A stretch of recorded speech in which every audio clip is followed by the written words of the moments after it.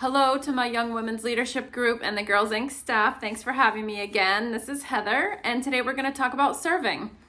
I love serving. It's defined as the action of helping or doing work for someone. It's a beautiful concept. It's important because it feels really good to give a gift or perform a random act of kindness. It's in these humble deeds that we find joy and happiness. If you've ever taken the time to give or serve, you know exactly what I'm talking about. It allows us to get outside of ourselves and find a meaningful purpose in life. It can also help us to recognize our natural gifts and talents. So we tend to behave in alignment with our true nature, or at least that's ideal, and great leaders are able to create careers that are built on their natural abilities and those abilities that are aligned with the way in which we serve our communities. So I think that's a really nice way to kind of discover what you're meant to do too, is just pay attention to serving others and how you like to serve others. So the shift or the quake that we're going to talk about, like the survival brain tells us that we need to conserve energy for ourselves, and that we need to ask other people to do things for us and sometimes even use other people, which isn't the best. If you're in a true survival situation, that might be something that you have to do, but that doesn't generally happen here in this day and age, thankfully. So we want to thrive as respectable humans in our society, as leaders that others are inspired to follow. We have to get comfortable with serving.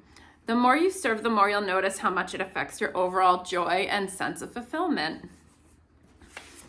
Just a little story real quick. A few years ago, I was going through a lot in my personal life, working full time, bringing 3 kids back and forth to daycare before and after work, kind of starting to go through a divorce. My middle guy was in the hospital for a few days with some digestive issues. He had tubes everywhere. It was just awful. My youngest wasn't even 1 yet, and then my oldest was 4. So I had 3 kids all really kind of close together. I was on the verge of breaking down at work, and a few people were aware of what I was going through in my personal life, and a bunch of people just pitched in at work. They pooled money, they pooled service, whatever they could do to help out. They wrote me a card. But basically, they all treated me to a spa day, massage, nails, limo ride. Just a beautiful card that a bunch of people wrote in. And it was their way of serving me as I was going through a hard time. I was just so focused on my family and my coworkers. I was managing a company of about 90-ish people. And I didn't really have time to think about myself, but they thought about me, and I just thought that was so nice, and I'll never forget. It just made me so appreciative and kind of rejuvenated me as a leader, where I could kind of get back to work and say, like, okay, it hit the reset button for me. I just wanted to share a little bit of borrowed material, as I like to call it. I'm going to include a link here in the full paper. Again, if you'd like that, let me know. It's the 10 benefits of serving. So they include helping others to feel good. It creates a sense of belonging. It gives you a sense of purpose. It helps to keep things in perspective. I love that, because when you're helping to serve somebody else, you'll often notice that they're in a way worse situation than you are.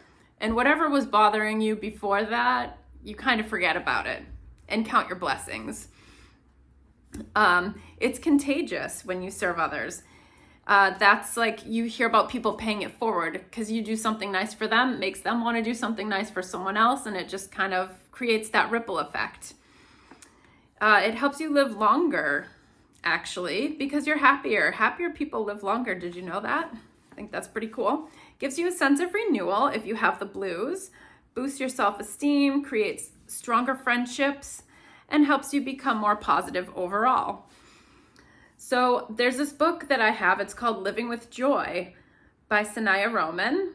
And she writes, if you want to live a higher purpose, begin making it more of a commitment. How do you spend your time? Where do your thoughts go when you are alone? Learn to hold a higher focus, to spend time thinking of why you're here and what you have to offer humanity. Purpose comes through serving the higher self, assisting others, and being willing to carry out your vision of the highest service you can offer. I love that. Viktor Frankl, he was a psychologist, philosopher, author. He says, the more one forgets himself by giving himself to a cause to serve or another person to love, the more human he is and the more he actualizes himself. So what does it mean to actualize yourself? It's that sense of fulfillment or that sense of purpose that I've been talking about that comes with serving. And Mother Teresa again, a life not lived for others is not a life. And if we can't take that quote from her, you can't take any of these quotes because she was the ultimate service provider. She just loved to serve and loved to love. She's pretty awesome. Okay, we're gonna look at the challenges in a second, but instead of a case study or leadership applied to a career, we're going to do this. I want you to take your three to five favorite hobbies. So your favorite things to do to pass the time. What would you do with free time when you're not bored? Like not video games probably, but I'll give you an example. If you love to draw. So take 3 to 5 things that you love to do to pass the time. Now take each of those things and come up with a way you could serve someone else by using that pastime. And this is one of the ways that people can discover their true calling. So if you love to draw, what you could do to serve someone else with your drawing ability or drawing gift, you could make 5 to 10 drawings, just stack them away over time, and then you could give them out to nursing home residents. So that would brighten their day. They would love that. So put away some drawings. I sometimes do that with my kids' papers. I'm like, put them in, set them off to the side. We're gonna go to the nursing home and drop those off. I haven't done it yet. It's a thought. It's a nice thought.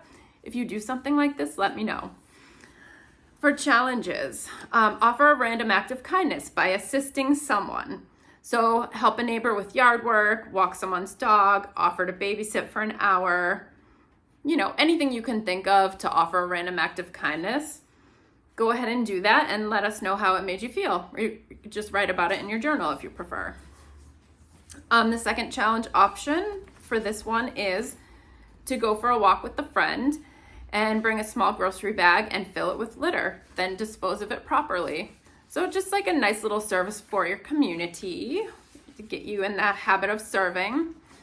And of course, write your 3 gratitudes before the end of the day. And that's when you get your journal out and just, try to make them different each day. Just 3 simple things to be grateful for. And have fun with this and let me know how you do. All right, thanks, bye.